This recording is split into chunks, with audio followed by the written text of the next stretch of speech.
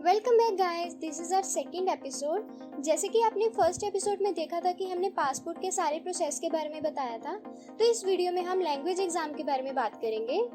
Guys, जैसे कि आपने कई एग्जाम्स के बारे में सुना होगा, PT, TOEFL, IELTS, set, grey, GMAT, French, Dutch, ये सारे अलग अलग कंट्रीज में जाने के लिए अलग अलग स्पेशलाइजेशंस हैं। हम अपना देखेंगे कि हमने कौन सी कंट्री में जाना है, कौन सा कोर्स करना है, वहाँ पे कौन सी लैंग्वेज एक्सेप्टेड है, तो हम वो वाला एग्जाम देंगे। जैसे कि हमारे केस में अगर हम कनाडा प्रेफर कर रहे हैं तो आईएलटीएस देंगे। आईएलटीएस जो है सारी इंग्लिश स्पीकिंग कंट्रीज में एक्सेप्टेड है और ये most popular English proficiency test बन चुके हैं, जिसके बेसिस पे 10,000 से भी ज़्यादा ऑर्गेनाइजेशन जो है वो बच्चों को एडमिशंस देती है। इस वीडियो में गाइस हम आपको आईएलटीएस के बारे में इंपॉर्टेंट पॉइंट्स बताएंगे, तो चलिए हम अपनी वीडियो को स्टार्ट करते हैं। इसमें मिनिमम 16 साल की उम्र होनी चाहिए, 16 ईयर्स ऑफ एज, और प्लस हमारे पास एक वैलिड पासपोर्ट होना चाहिए। गाइस, यही रीज़न था कि हमारा एपिसोड 1 जो पासपोर्ट के ऊपर बेस्ड था, क्योंकि अगर दोनों में से कोई भी कंडीशन फुलफिल नहीं होती तो हम आईएलटीएस का एग्जाम देने के लिए एलिजिबल नहीं होंगे। अगर किसी ने हमारी फर्स्ट एपिसोड नहीं देखा तो आप जाकर देख सकते हैं और उसका लिंक भी डिस्क्रिप्शन में दिया हुआ है। गाइस, अब चलते हैं इसकी मार्किंग पे।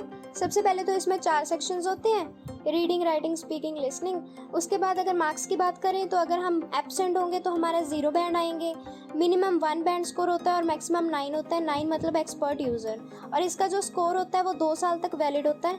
इसका एग्ज़ाम हम कभी भी अनलिमिटेड टाइम तक दे सकते हैं। एक एग्ज़ाम जो है वो 2 साल के बाद एक्सपायर हो जाएगा। अगर हम एग्ज़ाम के रिजल्ट से सेटिस्फाइड नहीं है तो हमारा जब मन चाहे दोबारा हम एग्ज़ाम दे सकते हैं। गाइस, आईएलटीएस का एग्ज़ाम देने से पहले आपको आईडीपी के बारे में ज़रूर पता होना चाहिए।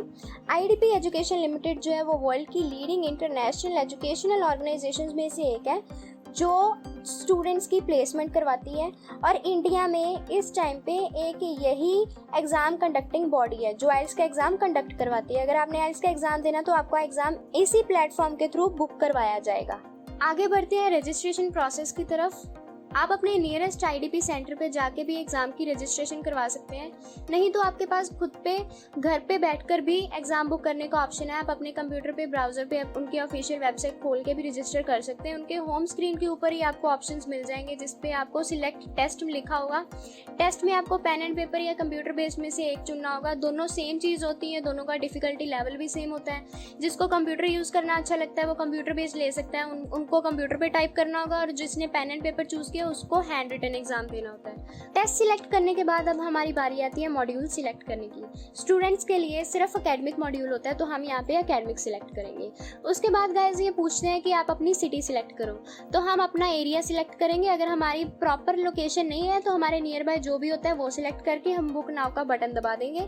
उसके बाद जो हमारा नया पोर्टल खुलेगा, हमें डेट्स अवेलेबल जो भी होंगी स्क्रीन पे दिखाई देने लग जाएंगी। जो भी हमें डेट्स चाहिए वो हम रख सकते हैं। जैसे यहाँ पे लिखा आ जाएगा, टिक लगा होगा कि कौन सी डेट आपकी चूज करी हुई है। अगर हम वो प्रेफर करते हैं, हम सिलेक्ट करें, बुक नाउ पे क्लिक करें, फिर आपका एक अकाउंट क्रिएट होना शुरू हो जाएगा, जिसके पेमेंट तक 7 स्टेप्स होंगे।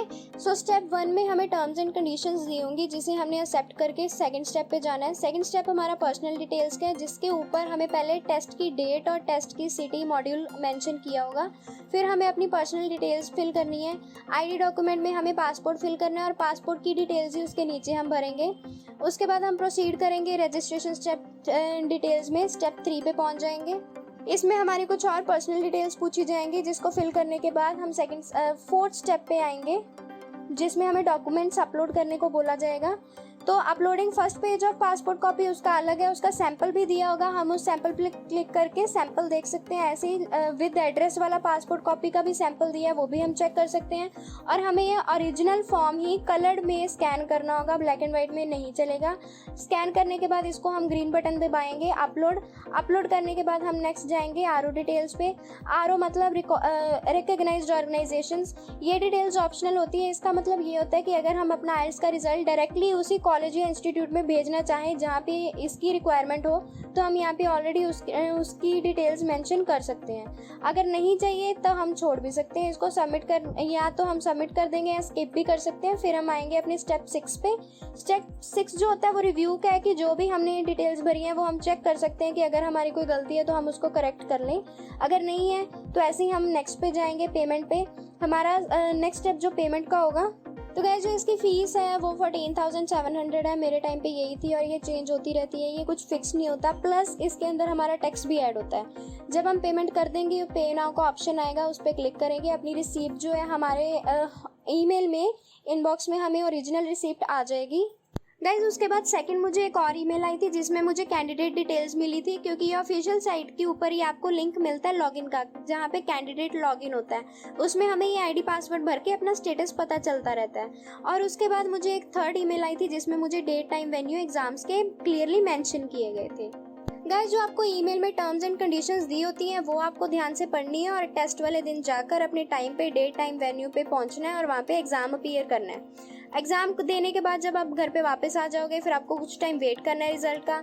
मेरे टाइम पे कोविड के चलते हुए TRF घर पे नहीं आया था। अब दोबारा से अगर रिज्यूम हो चुका हो तो हमें कुछ आइडिया नहीं है, हो भी सकता है। अप्रॉक्स 2 वीक्स के अंदर आपका रिजल्ट आ जाएगा। उसके बाद आपको जो ईमेल में लॉगिन आईडी पासवर्ड दिया होगा, आपको कैंडिडेट सेक्शन में जाके IDP की ऑफिशियल वेबसाइट में लॉगिन करना है। लॉगिन करने के बाद आपको कुछ ऐसी स्क्रीन नजर आएगी जिसके यहाँ पे नीचे डिक्लेयर्ड रिजल्ट का ऑप्शन आता है। उस टेबल के नीचे व्यू लिखा होगा, व्यू ETRF। इसका मतलब ये है ETRF जैसे मैंने बताया था रिपोर्ट कार्ड होता है। ETRF में आपको सारी डिटेल्स आ जाएंगी कि आपके कितने बैंड स्कोर आए, ये कुछ ऐसे दिखता है और ओवरऑल बैंड स्कोर होता है। तो गाइज ये जो रिपोर्ट कार्ड है इसकी वैलिडिटी 2 साल है। इसका बैंड स्कोर आपके हाथ में आ ही चुका है। अगर तो आप इसके रिजल्ट से सेटिस्फाइड हो तो अब आगे का प्रोसेस हम शुरू करेंगे कि कहाँ पे हमने अप्लाई करना है। अगर आप नहीं सेटिस्फाइड हो तो दोबारा आप एग्जाम देके अपने आप को रिपेयर कर सकते हो, चेक कर सकते हो। So this was all about IELTS। अब नेक्स्ट एपिसोड में हम आपको इसके आगे के प्रोसेस बताएंगे। Stay tuned and wait for our next video. Channel को सब्सक्राइब करना ना भूलें। Please like share comment our YouTube channel. Thank you, bye bye.